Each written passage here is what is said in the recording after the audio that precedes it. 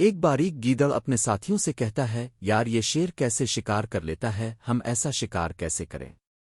ساتھ ہی صلاح دیتے ہیں کیوں نہ ہم میں سے ایک شیر کا شش بن جائے۔ پھر عید اور شیر کے پاس جاتا ہے اور کہتا ہے، ارے جنگل کے راجا مجھے اپنا ششی بنا لو، اور پھر شیر گیدڑ کو شش بنانے کا فیصلہ کرتا ہے۔ ایک دن شیر اور گیدڑ بیٹھے ہوتے ہیں، سامنے ایک ہرا ہوتا ہے، شیر کی طرف اب کی آنکھیں لال ہو رہی ہیں، ہرن اور قریب الف جاتا ہے، گیدڑ کہتا ہے ہاں اب پوری آنکھیں لال ہو گئی ہیں، اور شیر جھپٹتا ہے تیزی سے اور ہرن کو پکڑ لیتا ہے۔ گیدڑ ترنت واپس الف کر اپنے ساتھیوں سے کہتا ہے، سب ہنر سیکھ لیا ہے میں نے، اب میں شکار کر رہا ہوں جب میری آنکھیں پوری طرح لال ہو جائیں۔ بوتان اب سامنے ایک بڑا گینڈا الف رہا ہوتا ہے، دھڑ کے ساتھ ہی کہتے ہیں ہم پوری آنکھیں لال ہو گئی ہیں۔